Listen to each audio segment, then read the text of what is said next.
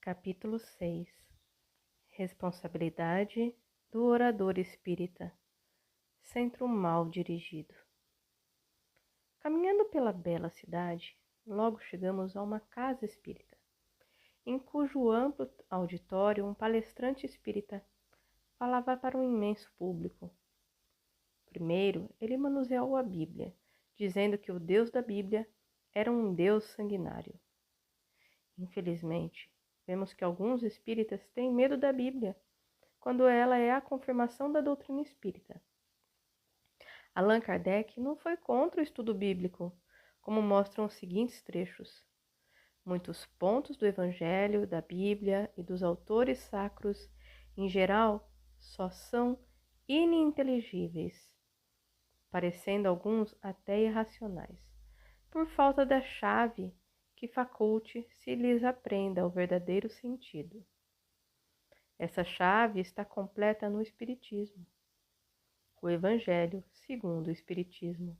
Introdução, item 1. Diz também a Bíblia que o mundo foi criado em 6 dias e põe a época da sua criação há 4.000 anos, mais ou menos antes da era cristã. Eis, porém, que a ciência positiva, a inexorável ciência, prova o contrário. A história da formação do globo terráqueo está escrita em caracteres irrecusáveis no mundo fóssil, achando-se provado que os 6 dias da criação indicam outros tantos períodos, cada um de talvez muitas centenas de milhares de anos. Dever-se-á concluir que a Bíblia é um erro, então? Não. A conclusão a tirar-se é que os homens se equivocaram ao interpretá-la. Trecho do Livro dos Espíritos, questão 59.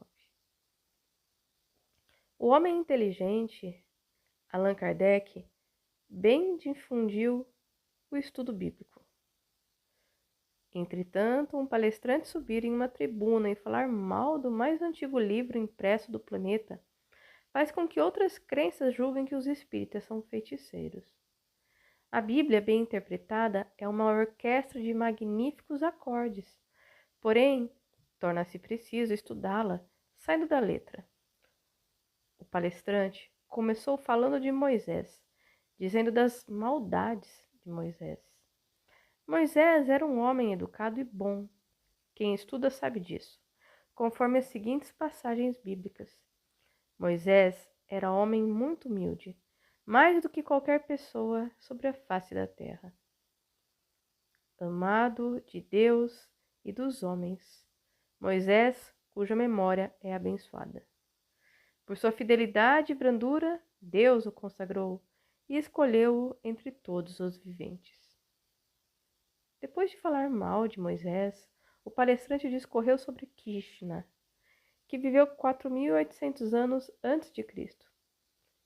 Jesus Krishna nasceu em Mathura, no sul do Indostão, 4.800 anos antes da nova era. E aí, o palestrante foi contando a sua vida. Nossos amigos se entreolharam. Era demais, em uma casa espírita o orador confundindo os ouvintes. E o palestrante eufórico ia narrando suas histórias com todo entusiasmo. Dizia ele, Krishna quer dizer sagrado. Deram-lhe o nome Jesus, que quer dizer, em sânscrito, pura essência, emanação divina. Ele se mostrou aos discípulos rodeados de raios luminosos em todo o esplendor da majestade divina. Foi chamado Krishna, o negro, por causa da cor do seu rosto. Estátuas e imagens ainda o representam assim. O orador disse ainda que ele possuía todas as virtudes e todos os vícios da humanidade. Xing, lanceiro de Maria, cuja última encarnação foi na Índia, olhou nosso grupo e disse: os espíritas têm de tomar cuidado com alguns palestrantes, sendo a doutrina muito linda em informações, porque certos palestrantes vivem apegados a livros de alguns médiuns, querendo mostrar conhecimento geral, fazendo de suas preleções uma feia colcha de retalhos? Estão brincando com a doutrina. Ela é a voz dos espíritos. Há muita coisa na doutrina para os espíritas estudarem. Infelizmente, existem muitos palestrantes que não falam das obras básicas. Depois o orador passou para Abraão, e sempre criticando a Bíblia. Não saiu da letra, deixando de explicar a beleza da vida do patriarca, o que ele representou para a humanidade. Em nenhum momento falou das manifestações espíritas, quando um espírito fez a anunciação da chegada de seu filho Isaque. Diversas manifestações espíritas ocorreram com Abraão, mas o palestrante, não saindo da letra, só falava: Deus disse, Deus disse, Deus disse. Como poderia a Bíblia, séculos atrás, narrar que um espírito ou uma alma de outro mundo é que estava falando? Ainda não era chegado o tempo da revelação. Se lermos a Bíblia, pegados à letra, veremos um Deus endurecido que diz a Abraão: toma teu filho único, a quem amas, e vai à terra de visão Moriá. Ali o oferecerás em holocausto no local em que eu indicar. E todos sabemos a história. Um espírito logo salvou Isaque, e outra vez Abraão ouviu a voz do Senhor. Uma vez que assim procedestes, e não poupastes o teu filho único por meu amor, eu te abençoarei e multiplicarei a tua estirpe como estrelas do céu e como a areia que há nas praias do mar.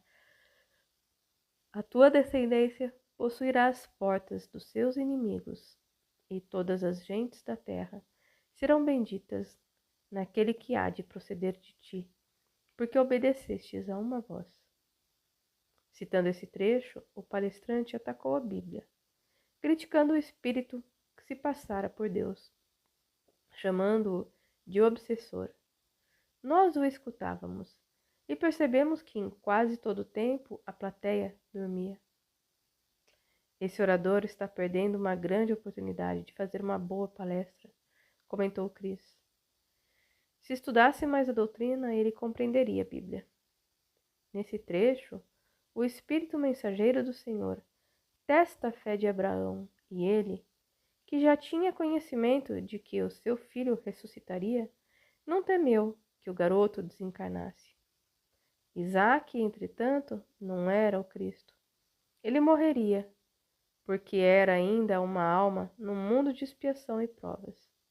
Porém, quando Abraão reencarnasse como José, receberia o Filho de Deus, Jesus, segundo o trecho da Bíblia que diz: e todas as gentes da terra serão benditas naquele que há de proceder de ti, porque obedecestes a minha voz. Abraão foi um homem de fé que louvava a Deus pela obediência. Na casa de Maria é estudada a Bíblia, e todos sabem que Abraão é o pai adotivo de toda a humanidade. A Bíblia ainda diz: e te abençoarei e multiplicarei a tua estirpe como as estrelas do céu e como as areias do mar.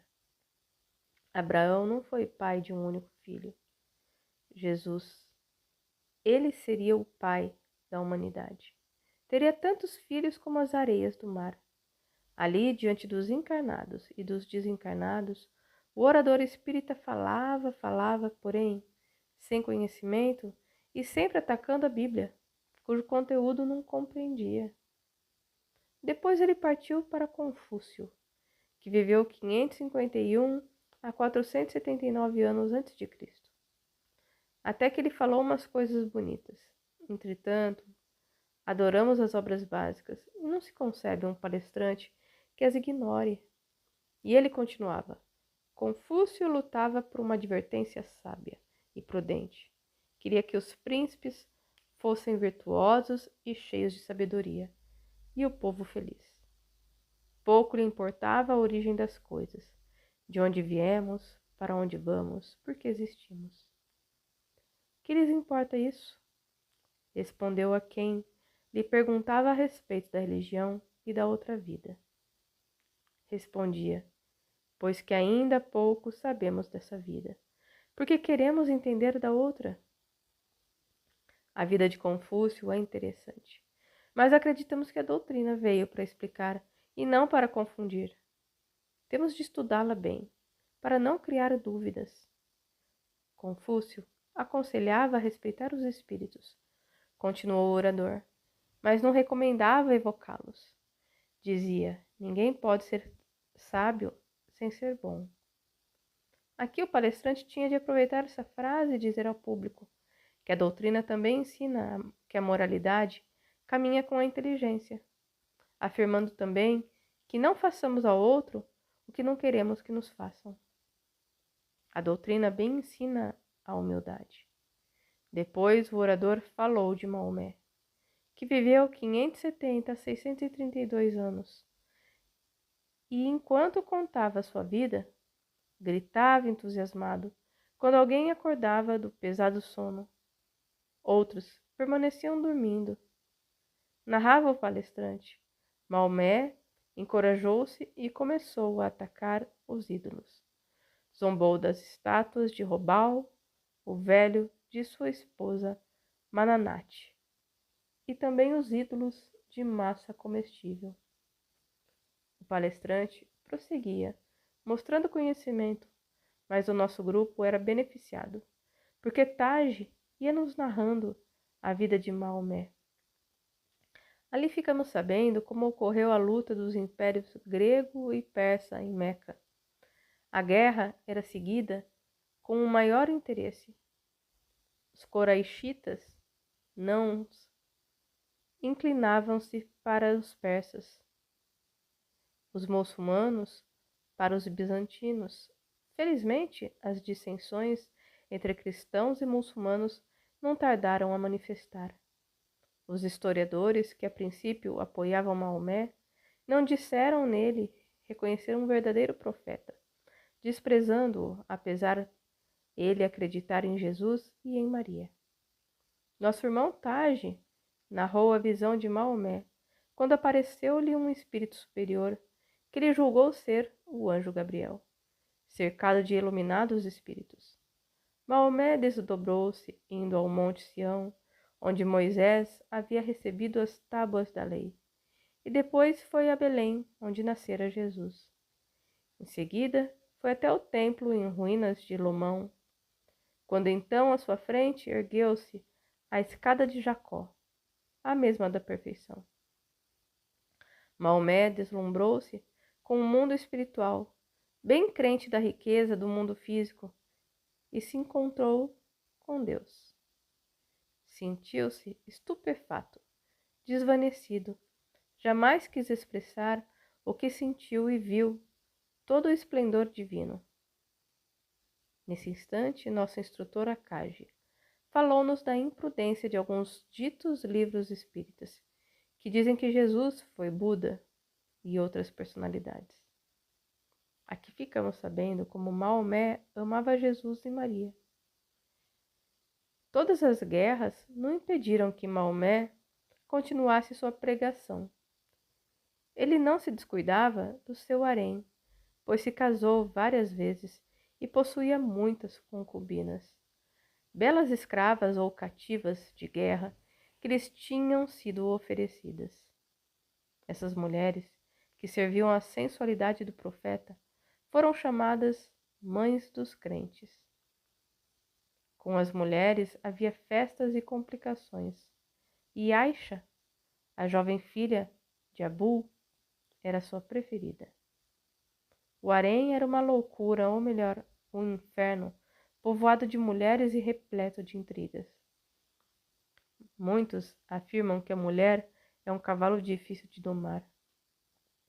O objetivo de Maomé era atingir o Mar Morto, do outro lado do deserto, prometer a seus guerreiros o céu muçulmano, pleno de prazeres sensuais, com suas urus perpetuamente virgens e com todos os deleites.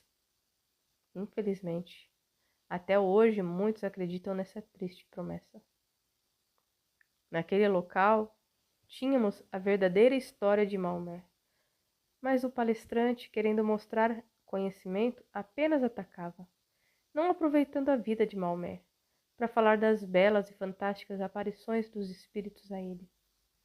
Como a do espírito que pediu para ele ler, e ele respondeu que era analfabeto, e muitas outras passagens que confirmam a existência dos espíritos e o intercâmbio entre os dois mundos.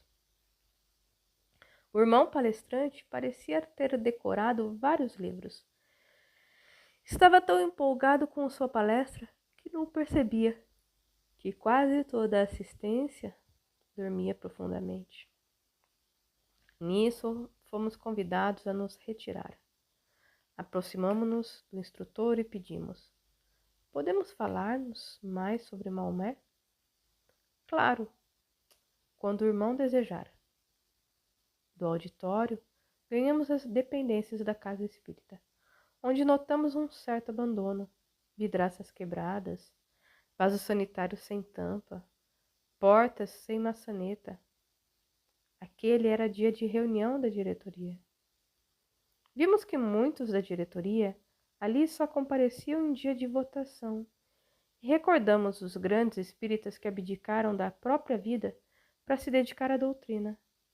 Um deles, nosso querido Bezerra de Menezes, que fez da sua fé um sacerdócio, acreditar que não se precisa estudar mais a doutrina, porque se está velho, é não conhecer Deus, que cria cada um segundo e toma conta do universo.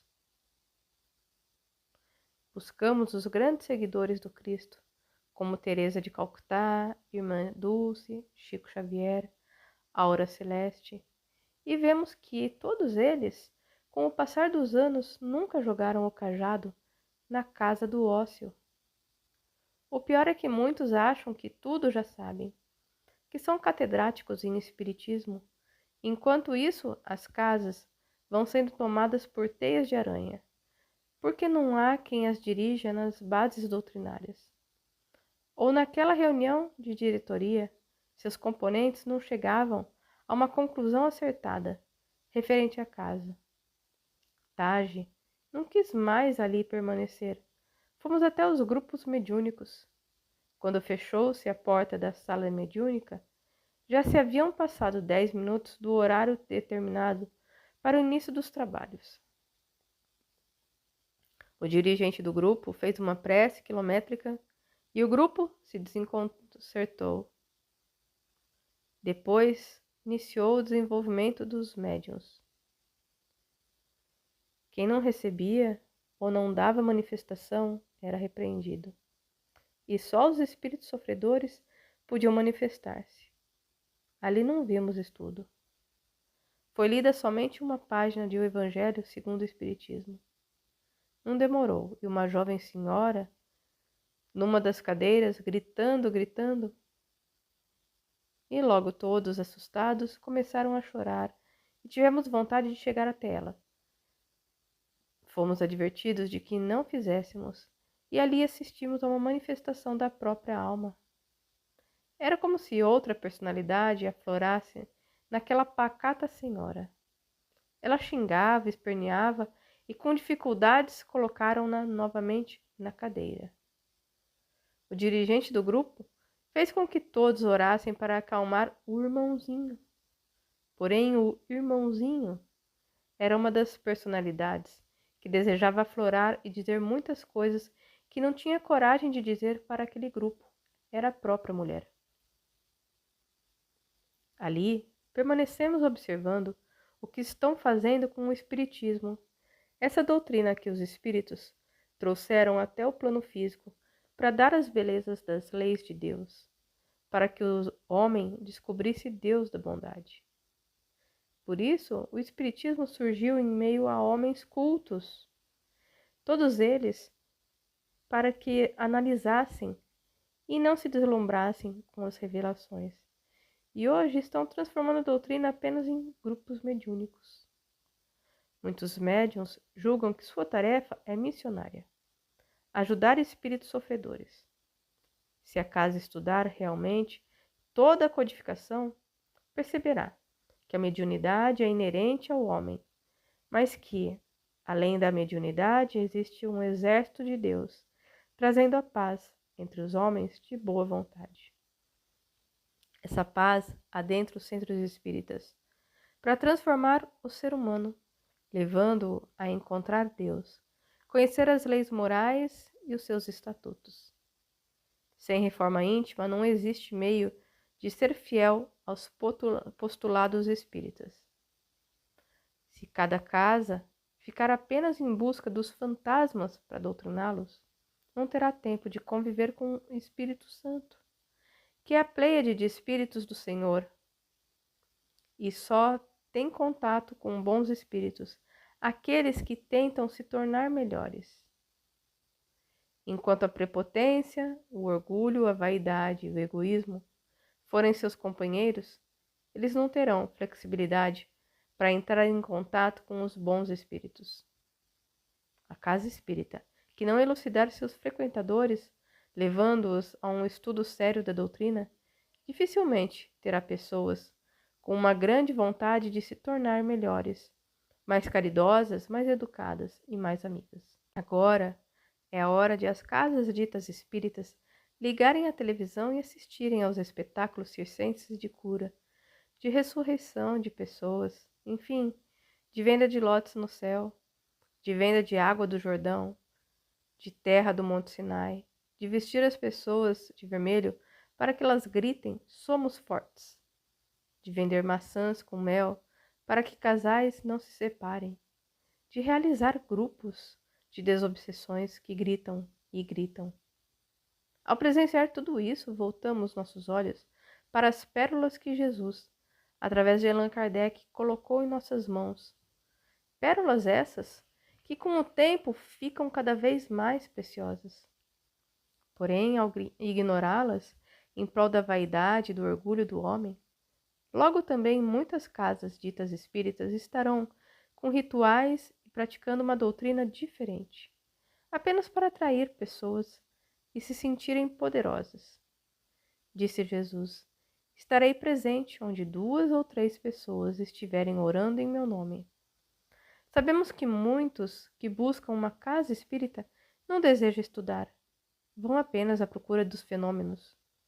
Porém, se somos discípulos de Jesus e cremos que a doutrina espírita é o Consolador prometido, não tenhamos medo de segurar bem fortemente aqueles que nos buscam e de lhes dar uma educação doutrinária.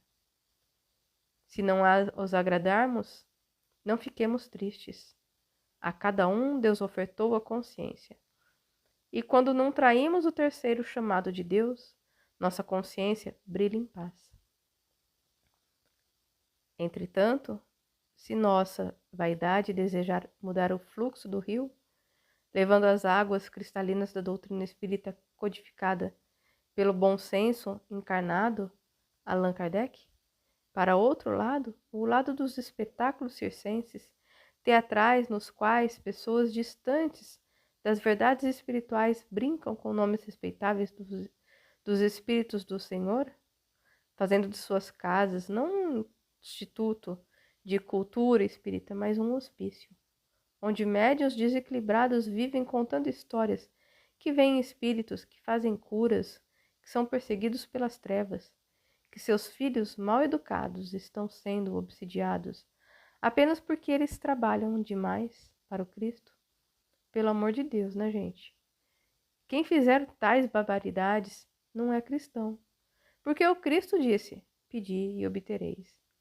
E qual é o pai que nega o pão a um dos seus filhos? Quem vive com Jesus no coração jamais terá más companhias. Por isso, os centros espíritas eduquem desde cedo a criança, o adolescente, o jovem e até os adultos, e sua casa se tornará uma referência na doutrina.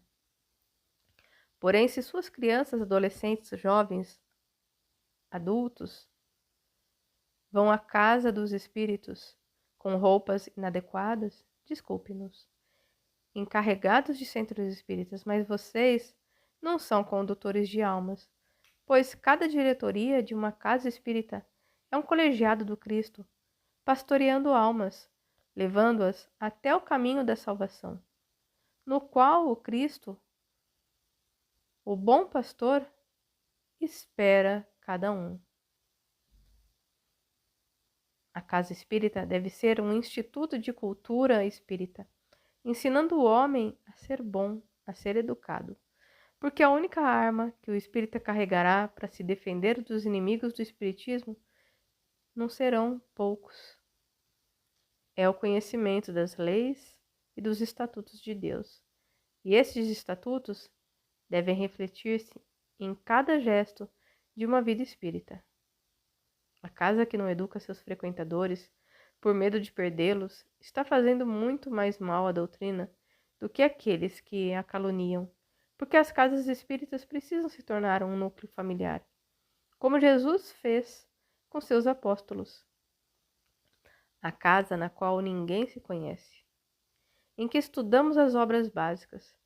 Percebemos como é importante nossa melhoria, mas se essa casa, se essa diretoria ataca outras casas espíritas, julgando que só a dele é a certa, já está indo contra a lei de Deus, a lei do amor. É com pesar, falou a Cage, que ao percorrermos algumas casas, deparamos com maledicências, rivalidades e críticas. E o trabalho?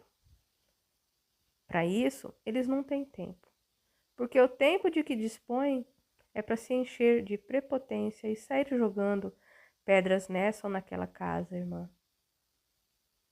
Enquanto os detratores ocupam os meios de comunicação para denegrir o espiritismo, e o pior é que muitas vezes eles têm razão, porque os espíritas ainda não se conscientizaram de que a responsabilidade de se dizer espírita é maior do que se imagina. Não se trata de receber espíritos, dar passe e falar bonito nas palestras. É preciso se tornar um pescador de almas, por onde passa, começando pelo quarto humilde dos seus serviçais. A caridade começa em casa, e o espírita que não possui atitudes espíritas não conquista nem seus familiares, pois aqueles que se dizem espíritas, mas nos seus trabalhos, nos colégios e no meio onde vivem não passam uma educação espírita, dificilmente. Quem tem um bom instrutor da doutrina permanece indiferente. Entretanto, quem não se educa com o grande mestre Jesus não pode se dizer educador. E a doutrina é um banho no Jordão da humildade. Só é necessário tirar a veste do orgulho, da vaidade e da prepotência para nos sentirmos livres e chegarmos ao grande mar de amor que é a espiritualidade maior, encarregada de transformar o homem para um novo mundo, o regenerador. Contudo, adentra na água quem deseja se ver livre das imperfeições. Se a doutrina espírita não é fermento que faz com que fiquemos mais vaidosos, isso nunca, porque alguns ditos espíritas estão pensando dessa forma errada, dizendo a um iniciante que ele tem de 10 a 20 mediunidades, tornando os médiuns ídolos de carne e alguns oradores os papas da doutrina. Enquanto ela é simples, tão simples, que os pseudo-sábios não sabem lhe dar o valor real? Irmão, por que nem todas as casas espíritas têm uma orientação espiritual que puxa as orelhas dos encarnados quando eles estão errados? Perguntamos a Cage. Porque muitas vezes os orgulhosos não aceitam as orientações espirituais. É mais fácil dominar do que educar. Entretanto, Akage, se todas as casas tivessem uma pleiade de espíritos, como teve Allan Kardec, tudo seria mais fácil, não acha? Quem bem conhece a doutrina e veste a túnica da humildade, pode com segurança conduzir uma casa dentro dos preceitos doutrinários. Mas para que isso venha a acontecer, os dirigentes não podem se considerar os donos do espiritismo, porque os espíritos são de Deus e eles formam a orquestra. São os músicos que só tocam quando os instrumentos são joias de real valor, que não alteram o som da melodia divina.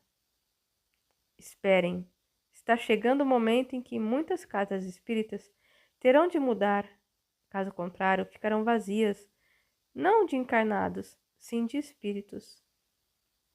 Disse Jesus: não atireis pérolas aos porcos.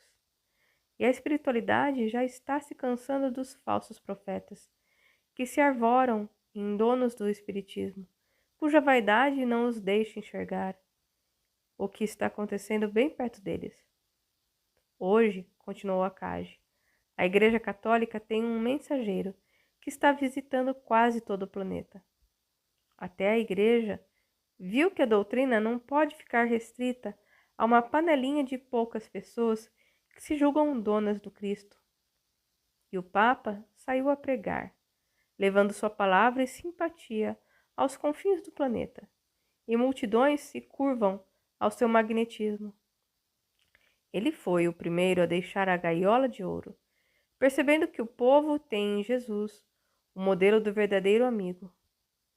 Jesus abraçou leprosos, deu saúde ao filho do soldado romano e não desprezou o samaritano, como fizeram os judeus. Quem estuda o Evangelho dificilmente aceita ser pastoreado por homens orgulhosos e vaidosos, ditos donos da verdade. Essa é a regra do Papa Peregrino. Ele saiu de sua gaiola de ouro para dizer ao povo: eu amo vocês. Alguns espíritas precisam fazer o mesmo, sair de suas gaiolas de ouro e dar aula no Mobral para analfabéticos da doutrina, não como mestres, mas como fez Jesus, como amigo. Entretanto, ao divisar um espiritismo da elite, no qual não se aceita essa ou aquela casa, mesmo ela se dizendo espírita, o que se deve fazer? Ir até ela munido da túnica da humildade, elevando amor e conhecimento. Ninguém fica indiferente a um belo gesto de carinho. Contudo, ao sair de um centro e chegar a uma humilde casa, dando ordens e pregando com prepotência, estaremos fazendo muito mais mal do que se imagina. Irmão, o espiritismo no Brasil sofrerá uma mudança? Sim, Cris. Os espíritos estão se preparando, porque como está, não pode continuar. Hoje, levanta-se um centro espírita com muita facilidade. Geralmente, os que o fazem são os que se melindram com certas casas. Saem delas e ficam chamando esse ou aquele para formar um novo núcleo espiritista. Quando se juntarem para fazer um belo trabalho espiritual, os espíritos do Senhor estarão com eles. Contudo, quando surgem grupos de maledicentes que para construir estão procurando destruir com palavras duras e caluniosas aquela casa que já está prestando há muitos anos um trabalho espiritual, esses grupos não podem ser de Deus, não podem falar do Evangelho. Doutrina, esses grupos não conhecem, porque ao levantar uma casa cujo alicerce está repleto dos miasmas escuros do ódio, das críticas e da maledicência, ele não pode ser um alicerce de luz. Quando para afirmar como o grupo, tenta se destruir a sua antiga casa, atirando pedras e detritos, que muitas vezes voltam para aqueles que os atiram. A doutrina veio para consolar, para elucidar, e não para caluniar. O lugar dos caluniadores não é na doutrina. Quem está construindo algo com base em brigas, calúnias, maledicência e ódio deve parar. Analisar os atos uns dos outros, olhar bem as atitudes daqueles que se juntam a eles e ver se, para a construção da nova casa, vieram para fortalecer suas fileiras, pessoas munidas de cérebro e de coração. Enfim, um corpo de reais trabalhadores, ou só aqueles que vivem de maledicência, pulando de galho em galho, sem a mínima vontade de se tornar melhores. Jesus não teve onde reclinar a cabeça, e era governador do planeta. Ele construiu sua igreja no coração da humanidade. Quando levantou sua casa do caminho, Maria não foi de casa em casa falando mal do Sinédrio, nem do templo de Jerusalém, porque os grandes espíritos não precisam destruir seu próximo para realizar seus sonhos e tornar palpáveis seus ideais. A um cristão, principalmente um cristão espírita, não é dado o direito da calúnia. Quando caluniamos ou blasfemamos contra alguém, é porque nos sentimos inferiores a ele, não possuindo forças para superá-lo. Usamos da covardia e da calúnia, únicas armas que os covardes carregam. Irmão Akage, é triste saber o que vem acontecendo no Espiritismo, falou Cris. Francisco Cândido Xavier foi um mártir. Muito escreveu, muito sofreu com ingratidão, até de familiares. E onde se encontram seus caluniadores? Onde se encontram aqueles que o deixaram, caluniando-o, atirando pedras? Estão por aí, criando doutrinas diferentes. Porém ele, o querido médium, deixou escrito no coração da humanidade, e principalmente no daqueles que conviveram com ele, a mais bela página de amor eterno, lealdade. Hoje se fala mal até de Jesus, não é mesmo? Tem razão, Luiz. A cada dia surge uma nova história, querendo desmoralizar o mestre. São tantas as calúnias envolvendo Jesus que a humanidade já nem se presta a lê-las. Ficamos tristes, falamos, pois a doutrina é um hino de amor, e quem bem a estuda não encontra tempo para esse disse-me-disse. Valiosos ensinos espíritas se encontram em um livro dos Espíritos, parte 3ª, das Leis Morais, capítulo 2, da Lei de Adoração, nas seguintes questões 653. Precisa de manifestações exteriores a adoração? A adoração verdadeira é do coração. E em todas as vossas ações, lembrai-vos sempre de que o Senhor tem sobre vós o seu olhar. Item A. Será útil a adoração exterior? Sim, se não consistir num vão simulacro. É sempre útil dar um bom exemplo, mas os que somente por afetação e amor próprio o fazem, desmentindo com o proceder a aparente piedade, mau exemplo dão e não imaginam o mal que causam. Pergunta 654. Tem Deus preferência pelos que o adoram desta ou daquela maneira? Deus prefere os que o adoram do fundo do coração, com sinceridade, fazendo o bem e evitando o mal. Aos que julgam honrá-lo com cerimônias, que não os tornam melhores para com os seus semelhantes. Todos os homens são irmãos e filhos de Deus. Ele atrai a si todos os que lhe obedecem às leis, qualquer que seja a forma sob as que exprimam. É hipócrita aquele cuja piedade se cifra nos atos exteriores. Mau exemplo dá todo aquele cuja adoração é afetada e contradiz seu procedimento. Declaro-vos que somente nos lábios e não na alma tem religião aquele que professa adorar o Cristo, mas que é orgulhoso, invejoso e cioso, duro e implacável para com outrem, o ambicioso dos bens desse mundo. Deus, que tudo vê, dirá: o que conhece a verdade é 100 vezes mais culpado do mal que faz do que o selvagem ignorante que vive no deserto. E como tal será tratado no dia da justiça. Se um cego ao passar vos derruba, perdoá-lo-eis. Se for um homem que enxerga perfeitamente, bem, queixar-vos-eis e com razão. Não pergunteis, pois, se alguma forma de adoração há que mais convenha, porque equivaleria a perguntar de se mais agrada a Deus ser adorado num idioma do que no outro. Ainda uma vez vos digo, até ele não chegam os cânticos, senão quando passam pela porta do coração.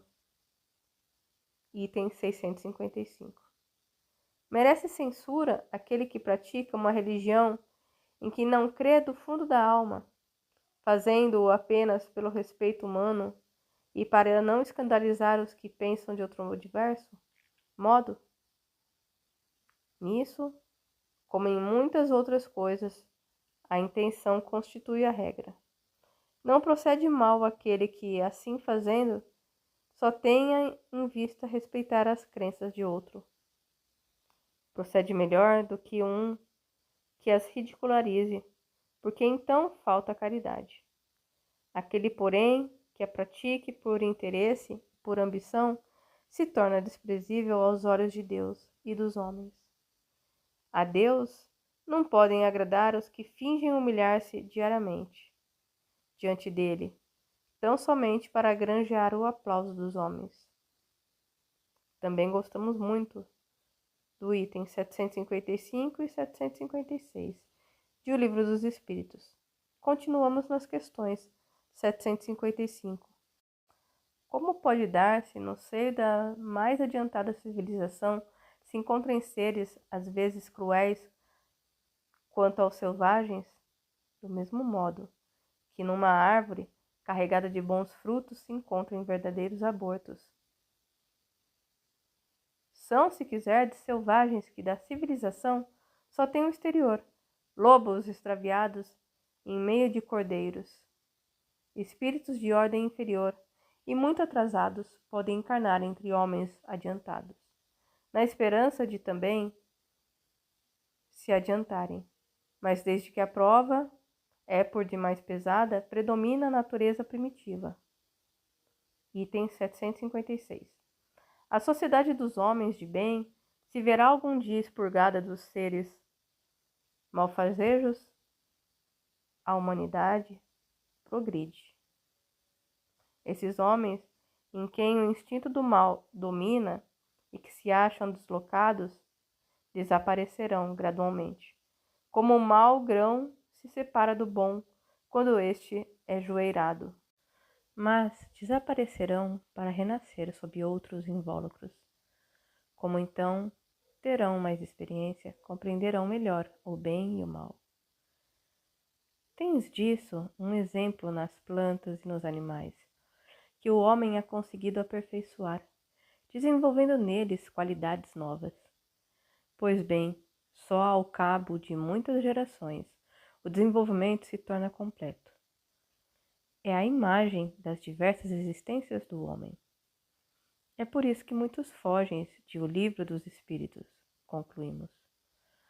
É verdade, concordou Akage.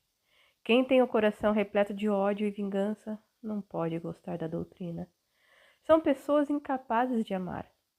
Para conquistar uma nova amizade, caluniam as antigas, mentindo descaradamente para destruir a imagem de pessoas que invejam, que são tudo o que elas gostariam de ser. Ainda teremos junto a nós, na escala evolutiva, muitos e muitos idealistas que lutarão por um mundo de paz e amor.